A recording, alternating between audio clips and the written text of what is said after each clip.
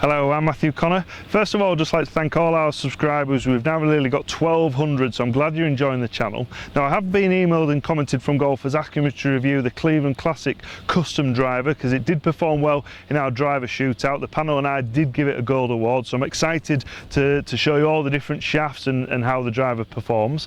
Now, if you are enjoying it, as normal, please give me those thumbs up, watch it until the end, and don't be afraid to share it. Let's give it a go. So here it is, the Cleveland Classic XL custom driver. You can see how they've gone away from the retro style looking persimmon club to this all black with some slight gold graphics on there. Second biggest change is the custom cog as well, so you've got the adjustability as well, so you can close the club face and open the club face by about 2¼ degrees either way. Now when you do move the club face closed or open, you do actually play with the loft slightly. Every 0.75 degrees you close or open the club face, you do change the loft by 0.5 degrees. So at maximum this goes to 2¼ closed, 2¼ open. The loft will change. If it's closed, you'll increase the loft by 1½ degrees, and if you open it, you'll decrease the loft by 1½ degrees. So I'm keeping this one at square. I've got the flight scope switched on. Let's try this first one. I've got a little bit of breeze from the right today. Let's try this first one. That was a good first one, straight down the target line. Really solid strike as well. You'll be able to tell here where I caught it from, right from the centre of the club. And yeah, it was a nice ball flight. Now the black head actually seems to frame the ball nicely, and it's got quite a deep face as well. So it feels like you've got a little bit of meat behind the ball where you can give it a little bit of power. Let's have another one. Another good one, pretty much similar to the first one. It's quite a penetrating ball flight. This is a low spinning head. Now I have been informed that last year's model was slightly lower than this one, but it's certainly not ballooning up in the air. Now you can see in the back there's a 7-gram weight.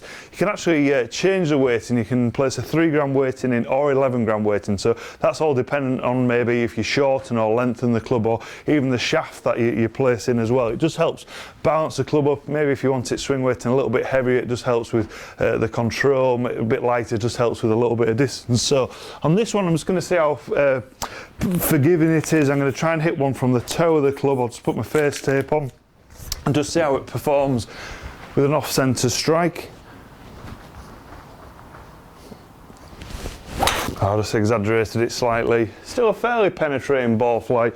You'll be able to tell how far I did hit it from the toe. It wasn't a complimentary one at all. And the actual ball flight reminded me of the Callaway Exotic Pro driver. When you slightly misstrike that, you still feel like there's a bit of meat behind the ball. You still feel like you're going to create some distance. Now, shaft-wise, this is the Miyazaki JDL shaft, and basically it's Cleveland's mid-launch, mid-spin, mid-weight shaft. And for me, it's actually the trajectory in the flight's quite nice. Normally, I use a slightly lower launching shaft, but this is producing quite a good ball flight. Now, what I do like with the JDL shaft is when they're producing it, they sand the shaft down to produce a minimal spine.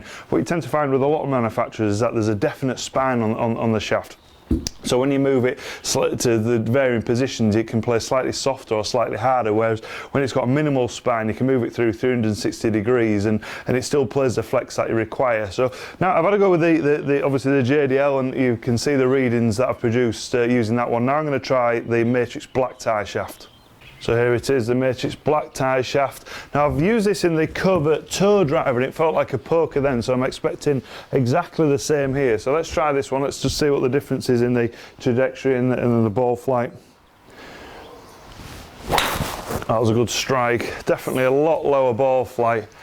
Does feel like a poker. It was only last week I custom fit a chap for a Razor Fit Extreme with a black tie extra stiff 8.5 degree head, and he produced some serious club head speed. Now I'll just show you these figures. That's quite interesting. Just at the bottom of the shaft there, you see that 5543. Now that's international flex codes, and basically it's the shaft divided into 4 portions. So you've got about 10 inches, 20 inches, 30 inches and 40 inches, and that's telling you the flex at each point.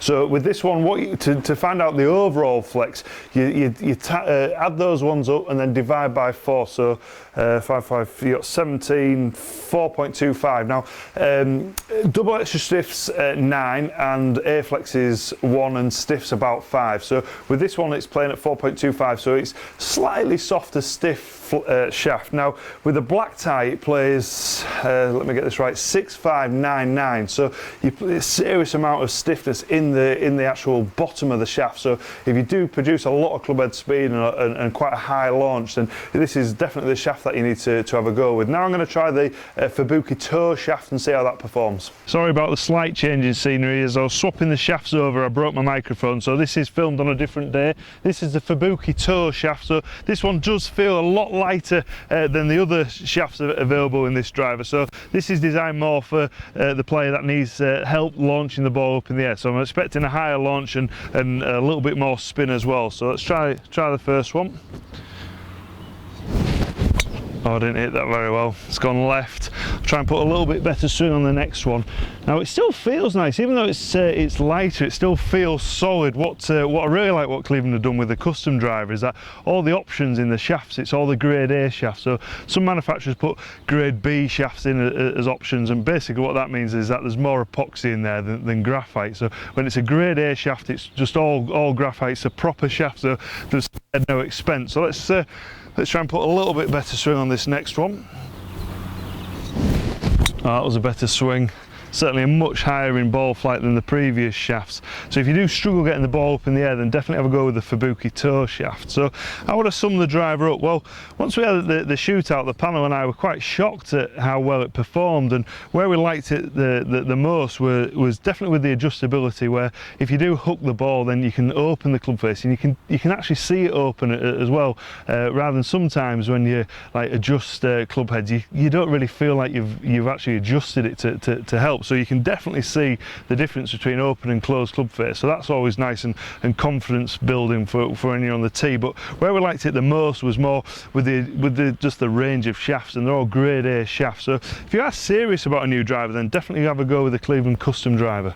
I hope you've enjoyed my review of the custom driver. Now I'm just waiting for the Slugger to come back from a tour event, and then hopefully we can start filming the Iron Shootout for 2013. So if you don't want to miss it, then please subscribe. Thanks for watching.